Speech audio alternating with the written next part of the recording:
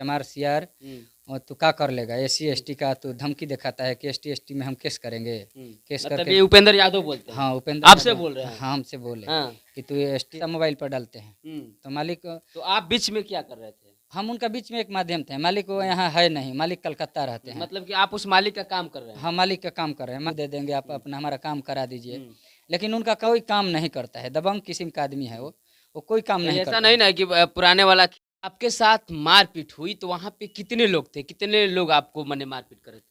4 लोग थे। उपेंद्र यादव हम्म, हमको मार पीट कर रहे थे। हम्म, और वहाँ उपेंद्र यादव जब शुरू में वहाँ उतरे हम्म। तो हमको जातीय सूचक गालियाँ दिया कि नमस्कार, आप देख रहे हैं जनता की आवाज अनमोल खबर। हम बक्सर जिले के रेका गांव में है जो बिलहरी पंचायत में आता है। आए दिन आप जानते हैं कि दलितों के ऊपर अत्याचार होते आ रहा है।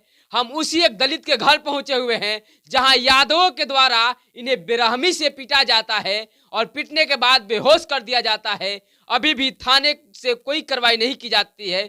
आइए जानते हैं पूरा मामला क्या है, क्यों इन्हें पीटा जाता है और क्या पूरा मामला है और क्यों इनको जो है इस तरह से दलिल औरत इन पर अत्याचार किया जाता है। तो आइए हम आपको मिलवाते हैं और जानते हैं कि वाकई पूरा मामला क्या है, वाकई क्या मामला है। क्या नाम हुआ आपका? हमारा नाम समर राम है। समर जी, क्या मामला हुआ था कि आपको लोग मतलब कि पीटे? देखिए,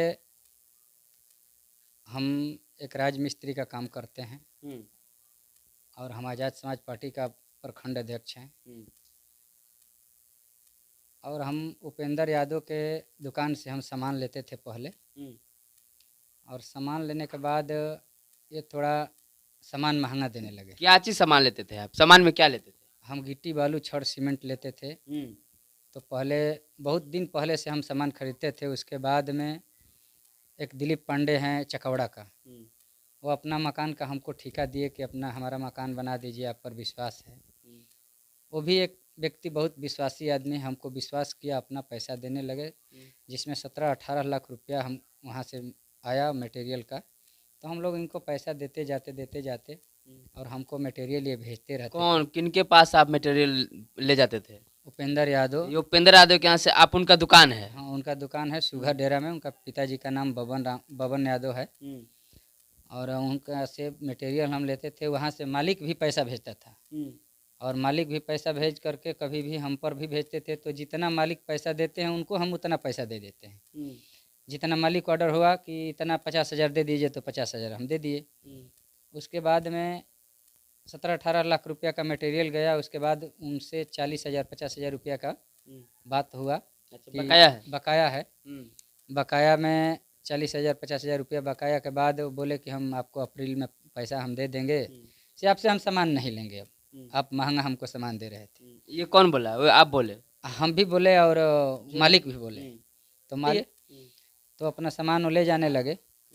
तो हम नहीं रोके। तब तक वो हम उनको वीडियो बनाए, हमारे पास वीडियो भी है। और वीडियो बनाने लगे तो हमारे मालिक का दरवाजे पर वो खड़ा है, जिस मकान को हम काम करा रहे हैं उस दरवाजे पर खड़े हैं, वो हमारे पास वीडियो है। और हमसे बाजे भी हैं, वो भी वीडियो है। हमारा मोबाइल छीनने लगा। मोबाइल छीन करके बस हमको मारपीट करने लगे। आपके साथ मारपीट हुई तो वहां पे कितने लोग थे, कितने लोग आपको मने मारपीट कर रहे थे? 4 लोग थे। उपेंद्र यादव हमको मारपीट कर रहे थे। और वहाँ उपेंद्र यादव जब शुरू में वहाँ उतरे तो हमको जातीय सूचक गालियाँ दिया कि चमार सियार और तू क्या कर लेगा, एससी एसटी का तू धमकी दिखाता है कि एसटी एसटी में हम केस करेंगे। केस मतलब करके ये उपेंद्र यादव बोलते हैं? हाँ उपेंद्र आपसे यादव, बोल रहे हैं? हाँ हमसे बोले हाँ। कि तू एसटी एसटी का केस का हमको धमकी दे रहा है। उसके बाद में फ़ोन पर भी हमको धमकी दिया। मंजी यादव, मंजी यादव जो है उनका भाई, एक मुखिया का चुनाव भी लड़ता है, वो नेता है। वो हमको धमकी दिया चमार सियार तू एससी एसटी का हमको धमकी देता है कि हम केस कर लेंगे, जा तू केस करके दिखा।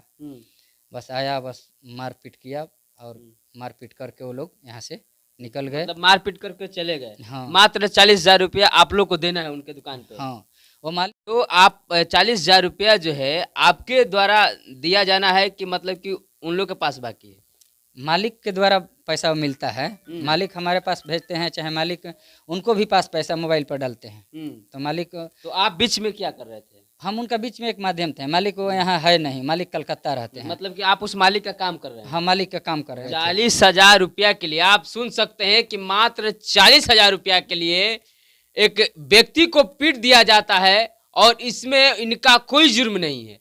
ये जिस मकान में काम कर रहे हैं, मकान मालिक पैसा देता है उस दुकानदार को, लेकिन दुकानदार का कहना है कि जो पैसा है उसको दे दीजिए, लेकिन एक तरफ मालिक का कहना है कि हम पैसा भेज देंगे, लेकिन बीच में बिना बेवजह से इनको पीटा जाता है। यही बात है ना? हाँ, यही बात है कि हमारे दुकान से मटेरियल उठाए। हम बहुत पहले से भी उनके सामान मटेरियल बेचवाते थे, लेकिन हम लोग का कोई वहाँ वैल्यूएशन नहीं था। और दबंग किस्म का आदमी है, वो पहले से भी दबंग प्रवृत्ति का आदमी है। उनका होटल में काम कराए तो भी हमारा पैसा नहीं दिया, घर प्लास्टर कराए तो भी 20,000। फिर आप उनके साथ क्यों काम कर रहे थे? वो पहले से हम लोग का व्यवहार था। वो बोल रहा था कि हम दे देंगे आपको मटेरियल दे देंगे, बालू दे देंगे, आप अपना हमारा काम करा दीजिए। लेकिन उनका कोई काम नहीं करता है। दबंग किस्म का आदमी है वो कोई काम नहीं ऐसा करता। नहीं ना कि पुराने वाला खीस आप उनके साथ जो है केस करके वगैरह झगड़ा करके निकाल रहे हो? हम केस काहे करेंगे? उससे हमको कोई जाति दुश्मनी थोड़ी है, लेकिन हमको जब मार पीट देगा तो हम कैसे ना, हमारा आधार है। कहाँ कहाँ मारा गया था आपको? हमको हमारा ब्रेन में चोट है, अभी सीटी स्कैन हुआ हमको, और हर चीज़ हुआ है। और पटना का रेफर भी जो हुआ है वो भी कागज़ है हमारे पास। डुमरांव से बक्सर रेफर हुआ, वो भी हमारे पास कागज़ है।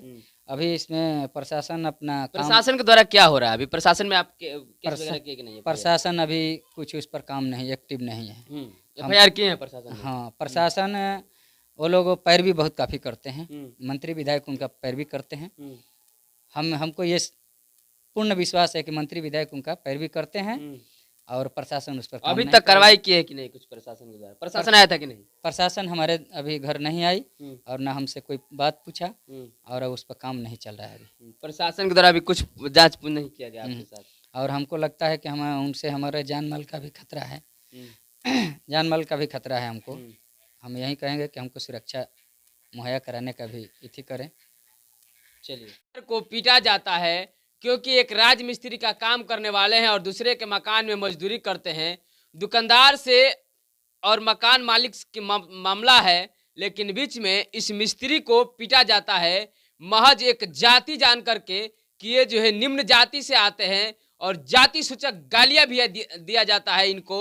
और लगातार जैसे कि आप सुन रहे थे कि बुरी तरह पीटा गया है इनको, और जाति सूचक गालियां दिया गया है कि आप जो है नीच जात से आते हैं, आपको हमारे सामने बोलने का अधिकार नहीं है। तमाम बातें आप सुन रहे थे।